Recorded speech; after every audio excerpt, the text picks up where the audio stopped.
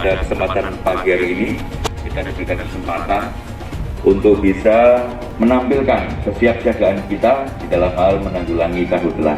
Rekan-rekan pahami bahwa menjelang musim panas, musim kemarau, Indonesia, pada khususnya adalah Pulau Sumatera, itu selalu dihantui oleh kebakaran hutan dan lahan. Maka menjelang hal tersebut, kita tentu saja harus mempersiapkan diri.